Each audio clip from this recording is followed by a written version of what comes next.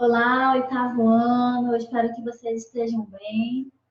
E hoje nós vamos encerrar o nosso assunto sobre arte medieval e nós vamos falar sobre um assunto que eu gosto muito. Na semana passada eu disponibilizei um arquivo, um documento lá, né, um material que falava sobre algumas das construções medievais. Então, agora, hoje nós vamos focar especificamente nos castelos, tá bom?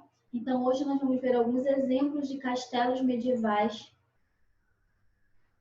e vamos ver as características, né, desse período e o que o torna tão único.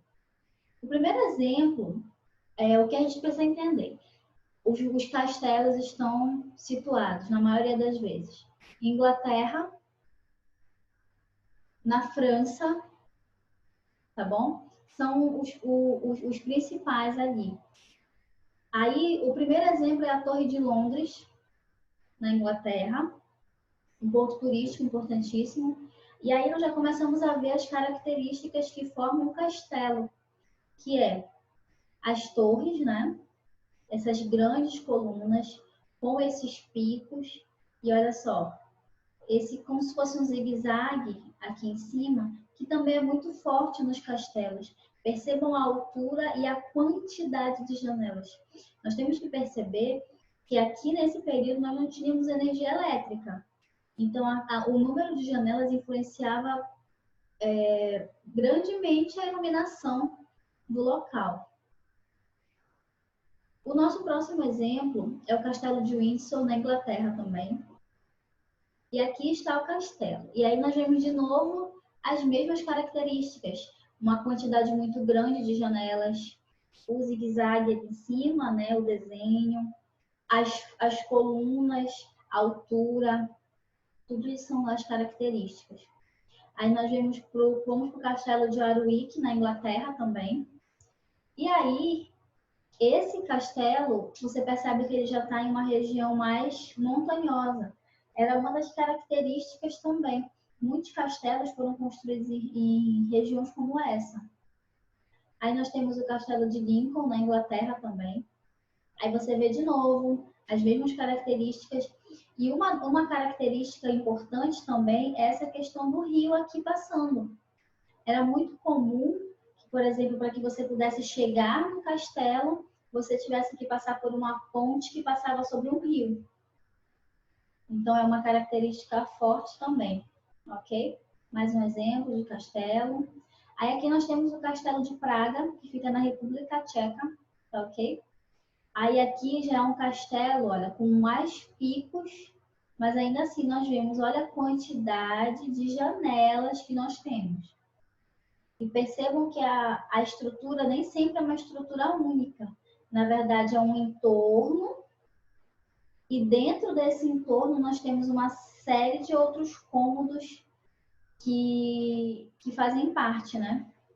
Aqui nós temos o castelo de Corvin, na Romênia. A Romênia também tem muitos castelos, e um exemplo disso é que a Romênia é muito citada, por exemplo, no filme Harry Potter, já que eles trabalham com castelos. Então, eles sempre citam muito a Inglaterra e a Romênia, porque a Romênia também é cheia desses castelos medievais. E olha aqui, a grande ponte para que você possa chegar no castelo. O próximo castelo é o castelo de Eger, na Hungria, que é esse aqui. Esse aqui já está um pouco mais deteriorado com o tempo, né? Não foi um castelo que recebeu todos os cuidados que seriam necessários para que ele se mantivesse com a mesma estrutura, a mesma qualidade estrutural hoje em dia. O próximo é o castelo Mont Saint-Michel, que fica na França, que é esse aqui. Esse aqui roubou meu coração por conta de toda essa paisagem ao entorno dele. É aquilo que eu falei, olha, região montanhosa, aqui o mar. Então você sempre percebe o retorno dessas mesmas características nos castelos.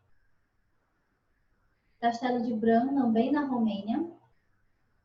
Mesma coisa, olha. Muitas colunas, picos, janelas, e olha a região do entorno aqui.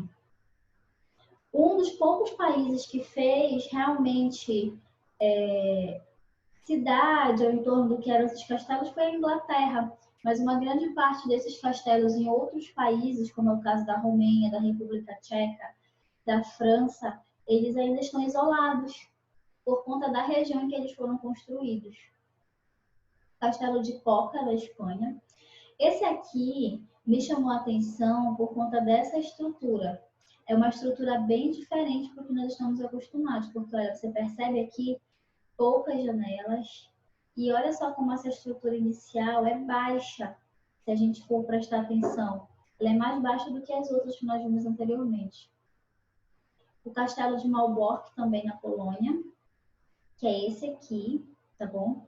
Esse aqui é aquele castelo bem clássico, né? Como a gente desenha. 2 colunas e torres na frente, as portas, e atrás vamos ver os outros complexos. O que a gente precisa entender é que eram muitos complexos dentro do espaço do castelo. Então, dentro do castelo você tinha muitos lugares diferentes, muitos pontos diferentes. Aí esse aqui, né? O Castelo de Edimburgo, na Escócia, que é esse aqui agora. Aí esse aqui também já é um pouco mais arcaico, né?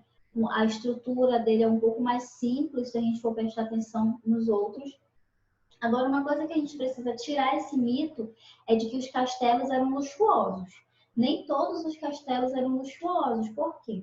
Porque alguns pontos desse castelo eram feitos para os servos morarem, por exemplo. Porque já que os senhores precisavam de serviçais, de escravos, de empregados, esses empregados precisavam se acomodar em algum lugar, eles não ficavam andando no castelo o tempo todo.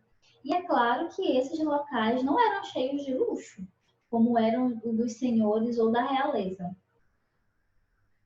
O castelo de Eltz, na Alemanha. Esse aqui eu achei ele bem sombrio mesmo, por conta das cores que foi utilizada das pedras, né? E olha aqui, de novo, aquela ponte muito alta e o castelo construído em região montanhosa. O Castelo de Frankenstein, na Alemanha.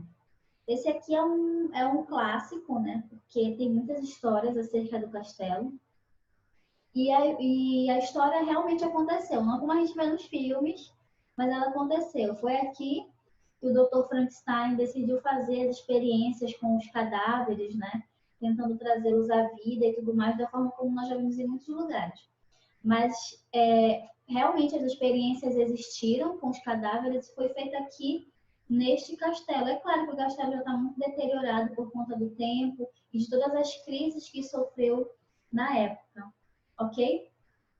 Então eu espero que vocês tenham gostado de conhecer alguns dos castelos. Esses são os 15 castelos mais importantes do mundo, mais relevantes.